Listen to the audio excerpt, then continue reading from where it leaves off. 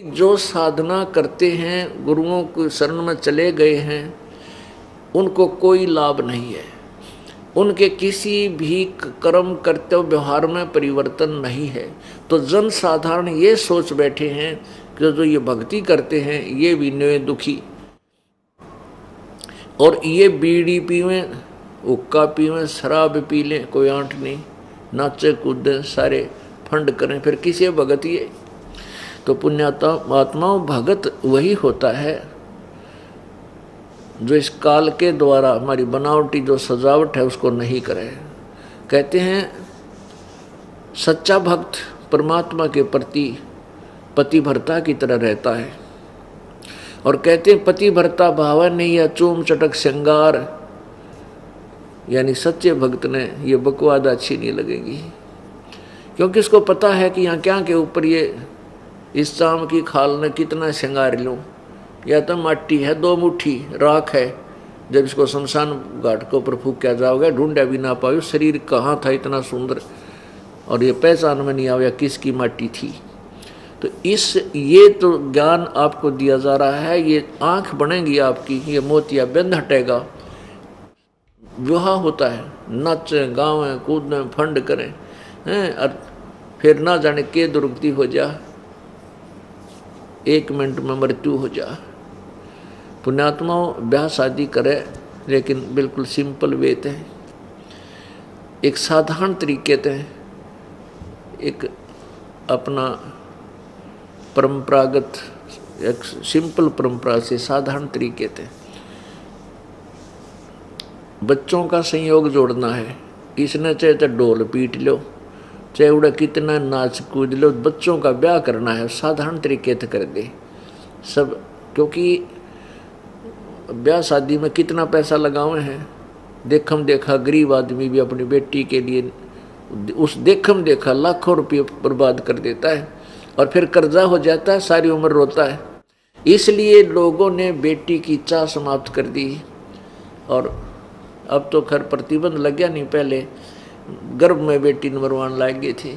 कारण क्या था कि हमारी नालायकी, हमारी जो परंपरा गलत बना ली हमने। नहीं, बेटी के साथ धन नहीं, पहले बाप का कमावा फिर अगले के जावे, जो दे दे वो ले जाना, तो बेचारी कदे ऑब्जेक्शन नहीं करती। तो हमारे जो नकली जो ड्रामाबाजी है, इसने ये समाज बर्बाद कर दिया। परमात्मा से डर रहा नहीं, डर होगा ज्ञान ते, ज्ञान किसी के पास था नहीं। भक्ति में परमात्मा की में सब लगना चाहते हैं, लग भी जाते हैं, उनसे लाभ कुछ होता नहीं, क्योंकि वो उनकी way of worship according to the shastra नहीं है, उनकी पूजा की विधि सदग्रंथों अनुसार नहीं है। इसलिए गीता जी अध्याय नंबर 16 के श्लोक नंबर 23 में कहा कि शास्त्र विधि को त्याग कर जो मनमाना आचरण करते हैं, मनमानी पूजा करते हैं, उनको ना तो कोई सुख होए, ना उनकी कोई सिद्धि होए, ना उनकी गति होए। फिर भक्ति किस लिए करते हैं? इन 3 चीज़ों के लिए करते हैं।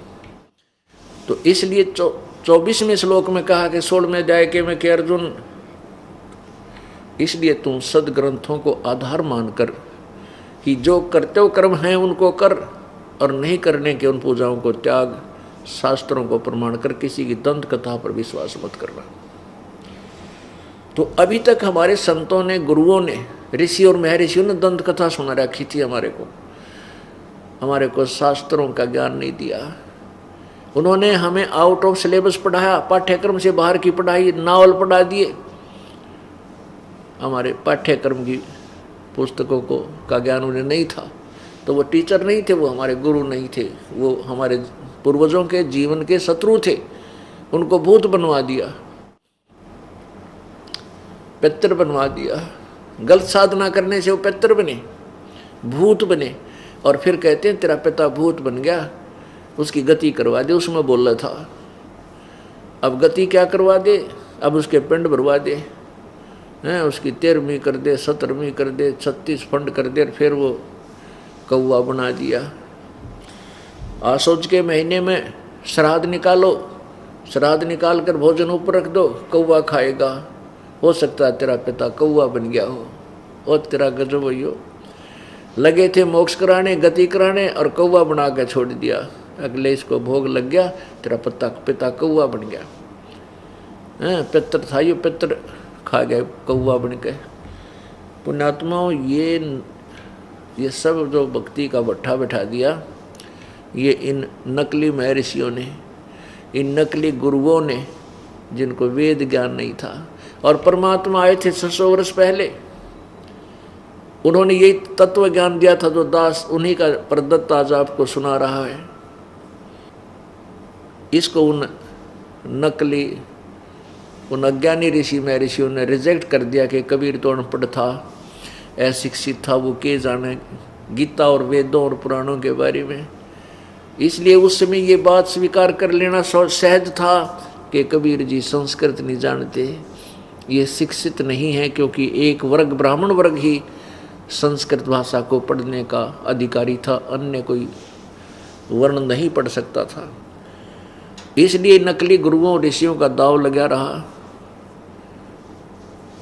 इनके झूठ ढोल के डंके पे खूब चलती रही, स्वीकार होती रही। अब आ गया इसका अंत। अब इन सब नकलियों के ज्ञान की खाल उतरेगी और ये खड़े खड़े देखेंगे। ये नो नहीं कह सकते, हमने ऐसा नहीं कहा, क्योंकि उनकी बुक मेरे पास लिखी हुई है। उनके द्वारा दिया हुआ ज्ञान, उनके द्वारा दिया हुआ नाम सबके पास उपलब्ध है, और वो सब का सब शास्त्र के विपरीत है। शास्त्र के विरुद्ध जो साधना है वह बिल्कुल व्यर्थ है, जीवन बर्बाद हो जाएगा। प्राणियों, बार बार सूत नहीं, ये अवसर नहीं मिलता मानुष जीवन मिलन का। तो अब ये कुछ दिनों में जब मानव जाग जाएगा, मानव समाज में ये क्रांति आवेगी भक्ति की एकदम, इन झूठे गुरुओं को कहीं छुपने का ठिकाना नहीं मिलेगा। ये बाहर नहीं निकलेंगे, छुप जाएंगे कि तो या पलायन कर जाएंगे दूसरे देशों में जाके। पैसा बतेरा है इनके पास, पैसे की कमी है ही नहीं, वहाँ जा कर के किता अपना टाइम पास करेंगे। वो समय शीघ्र ही आने वाला है। या तो ये सरेंडर कर देंगे, अपना कल्याण करवा लेंगे, मोक्ष प्राप्त कर लेंगे इस दास के पास आकर, नहीं तो इस मानव समाज इनको धिक्कारेगा, थूकेगा कि तुमने क्या मिल गया नालायको, इतनी जनता का जीवन बर्बाद करके। नहीं पता था तो चुप रहना चाहिए था तुमने, तो बन बैठे महर्षि महंत हैं और संत और गुरु, पता नहीं क्या उपाधि पा रहे हो, तुम दुनिया को भ्रमित कर रहे हो। जब तक हम जागृत नहीं होंगे, स्वयं अपनी आंखों नहीं देखेंगे सदग्रंथों को, हम निर्णय कैसे करेंगे कौन गलत है कौन ठीक है। तो दास का उद्देश्य है कि आपको प्रोजेक्टर के ऊपर, टीवी चैनल, सीडीज के माध्यम से, चैनलों जो है, ये सब तरीके से आपको परमात्मा की महिमा सदग्रंथों में दिखा दूं कि सदग्रंथ ये बताते हैं। फिर आप भगत बनोगे।